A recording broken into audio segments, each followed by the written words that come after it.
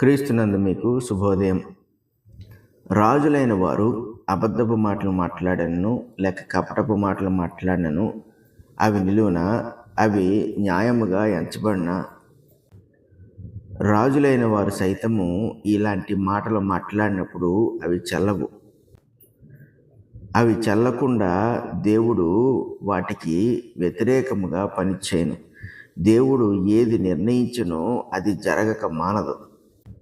అలాగే బాధ్యత కలిగిన స్థానంలో ఉన్నవాళ్ళు, వాళ్ళ నాయకులైనను సేవకులైనను మరి ఎవరైనానో కూడా కపటపు మాటలు మాట్లాడినప్పుడు వారు తప్పించుకుందాం అనుకుంటారు, కానీ నిజముగా దేవుడు ఏదైతే నిర్ణయించున్నాడో దాని నుండి వాళ్ళు తప్పించుకోలేరు. దేవుడు నిర్ణయించిన పరిణామములను వాళ్ళు ఎదుర్కొనక తప్పదు. దేవుడు నీతి న్యాయములను బట్టి చేసిన ఆలోచన నుండి వాళ్ళు తప్పించుకోలేరు. ఆ ఆలోచనను వాళ్ళు మార్చలేరు. దానియేలు గ్రంథము 11వ అధ్యాయము 27వ వచనంలో మనం చూసినప్పుడు, కీడు చేటుకే ఆ ఇద్దరు రాజులు తమ మనస్సులు సిద్ధపరచుకొని ఏకభోజన పంక్తిలో కూర్చుండినను కపట వాక్యములాడెదరు. నిర్ణయ కాలమందు సంగతి జరుగును గనక వారి ఆలోచన సఫలము కానేరదు. ఈ వాక్యమును మనం చదివినప్పుడు దానియేలుకు దేవుడు సెలవిచ్చిన దర్శనం ఇది. అయితే అన్యదేశపు రాజులు ఏ రీతిగా ప్రవర్తిస్తారో, వాళ్ళు రాజ్యమును కలిగి ఉండడానికి, చేజిక్కించుకోవడానికి, ఒకరిపై ఒకరు పై అధికారం కలిగి ఉండడానికి ఏ రీతిగా ప్రవర్తిస్తారనేది దేవుడు ముందుగానే తెలియజేస్తున్నాడు. అయితే ఇక్కడ మనము గమనించవలసిన సంగతి ఏంటంటే, మనుషుల యొక్క గుణము ఎలా ఉంటుంది. దేవుని ప్రజల యొక్క గుణం వలె అది ఉండడానికి అవకాశం లేదు. దానియేలు వంటి వాని గుణం ఇటువంటిది కాదు. కాబట్టి దేవుడు దానియేలుకి సంగతిని బయలుపరుస్తున్నాడు. ఎవడైతే కీడు చేయడానికి ఉద్దేశించి ఉన్నాడో, మనసును సిద్ధపరచుకుని ఉన్నాడో, ఒకవేళ వాడు ఇతరులతో ఏకభోజన పంక్తిలో కూర్చున్నప్పటికీ కూడా వాడు సత్యమును మాట్లాడలేని పరిస్థితుల్లో ఉన్నప్పుడు వాడు కపటమును లేక అబద్ధమునే మాట్లాడతాడు. కాబట్టి ఆ మాట్లాడిన మాటలను బట్టి వాడు తప్పించుకుందని అనుకుంటాడు. కాబట్టి దేవుడు ముందుగానే దానియేలుకు ఈ సంగతిని బయలుపరుచున్నాడు. అంటే మనకు కూడా ఏం చెప్తున్నాడంటే, కపటపు మాటలు మాట్లాడేవాడు ఎవడైనాను లేక అబద్ధములు చెప్పువాడు ఎవడైనాను వాడు అనుకున్నది అనుకున్నట్టుగా జరగదు. చాలాసార్లు మనం మనుషుల్ని చూస్తూ ఉంటాం. చిన్నదానికి పెద్దదానికి అబద్ధం చెప్పేస్తూ ఉంటారు. లేకపోతే వాళ్ళు చేసినది ఒకటైతే వాళ్ళు చెప్పేది ఒకటి అవుద్ది. చేయని దాన్ని చేసినట్టుగా చెప్తూ ఉంటారు. వాళ్ళకు తెలియని దాన్ని తెలిసినట్టుగా చెప్తూ ఉంటారు. కాని దాన్ని అయినట్టుగా చెప్తూ ఉంటారు. ఇంకొకరి పక్షముగా అబద్ధపు సాక్ష్యము చెప్తూ ఉంటారు. ఇలాంటి పరిస్థితుల్లో ఎంతోమంది జీవిస్తూ ఉంటారు.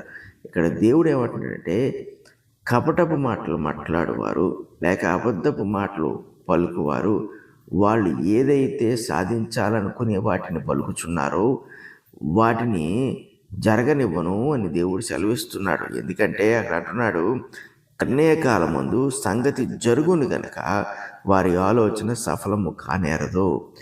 దేవుడు నిర్ణయించినది ఒకటి ఉంటుంది.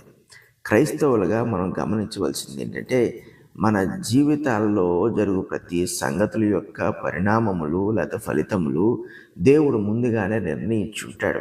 దేవుడి నీతి న్యాయములను అనుసరించి నడుచుకునేవాడు కాబట్టి ఆ ప్రకారంగానే ఆయన ఫలితములను నిర్ణయిస్తాడు. ఆ ఫలితములను మార్చి వేరే రకముగా వాళ్ళు జీవించాలనుకున్నప్పుడు దేవుడు వాటిని జరగనివ్వడు.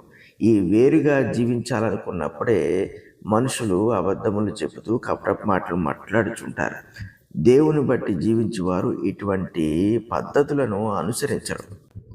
ఇక్కడ మనము జాగ్రత్తగా గ్రహించవలసిన సంగతి ఏంటంటే, మన మనస్సాక్షిని మనం కాపాడుకోవాలి. కాబట్టి దేవుడు అనుగ్రహించిన పరిశుద్ధతను మనం కొనసాగించాలి. కాబట్టి దేవుని కృపను వ్యర్థపరచకూడదు. కాబట్టి క్రీస్తు మన కొరకు కార్చిన రక్తమును మనము అవమానపరచకూడదు. కాబట్టి ఈ సంగతులను మనము ఆలోచన చేయవలసిన వారమై ఉన్నాం. ఒకటి, ఎవడైతే కీడు చేయటానికి ఆలోచన చేశాడో వాడు కపటపు మాటలు మాట్లాడతాడు, లేక అబద్ధపు మాటలు మాట్లాడతాడు. వాడు ఒకవేళ మనతో ఎంత మంచి స్నేహం చేసినప్పటికీ, ఎంతగా మనల్ని ఆదరించినట్లుగా ప్రవర్తించినప్పటికీ, ఆఖరికి తన ఇంటికి పిలిచి మనకి మంచి భోజనమును వాడు పెట్టినప్పటికీ కూడా వాడి మాటల్లో ఎప్పుడూ కూడా కపటము ఉండే ఉంటుంది. కాబట్టి అట్టి వాడి విషయంలో దేవుడు మన పక్షంగా నిలిచి ఉంటాడు. ఒకవేళ మనమే ఇలాంటి కపటపు మాటలు మాట్లాడుచున్న వారమైతే దేవుడు మనకు విరోధముగా నిలిచి ఉంటాడనే సంగతిని మనం జ్ఞాపకం చేసుకోవాలి. ఈ సంగతులను మనం జ్ఞాపకం చేసుకున్నప్పుడు మరో సంగతిని మనం ఆలోచన చేయాలి. ఏంటంటే, దేవుడు ఒక కాలంలో నిర్ణయించున్నాడు. మన విషయంలో ఆయన వేటిని జరిగించాలని ఆయన నిశ్చయించున్నాడో అవి జరగక మానవు.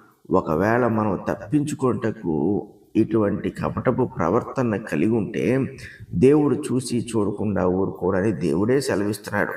ఈ నిర్ణయం కాలం ముందు సంగతి జరుగును గనక అంటున్నాడు. ఆయన ఏదైతే నిర్ణయించున్నాడో అది జరగవలసి ఉన్నది గనక, అది తప్పదు గనక, దాని విషయంలో మనం ప్రత్యామ్నాయాలు ఒకవేళ వెదుగుచున్న వారమైతే నష్టపోక తప్పదు. అప్పుడు ఈ కపటపు బుద్ధితో మనము చేస్తున్న ఆలోచనలన్నీ, మాట్లాడుచున్న ఈ అబద్ధపు మాటలన్నీ కూడా కొట్టివేయబడతాయి. అంటే అది వాటి వలన ఏ ప్రయోజనం ఉండదు. ఆ మాటలు చివరికి నిలవక అవి కరిగిపోయి అవి చెడు పరిణామములకు దారి తీయడం తప్ప మరి ఇంకేదీ జరగదు. దేవుడు ఎంత గొప్పవాడో చూడండి. నిర్ణయ కాలం ముందు అంటున్నాడు. ఈ నిర్ణయ కాలం ముందు దేవుడు సంగతులను జరిగించును. ఆయన ప్రతి సంగతికి కాలాన్ని నిర్ణయిస్తాడు. మనము ఇక్కడ ఇంకొక ముఖ్యమైన సంగతిని గమనించవలసింది ఏంటంటే, దేవుడి నిర్ణయము ఏమై ఉన్నదో మనము ఆసక్తితో నిరీక్షించు వారమై ఉండాలి.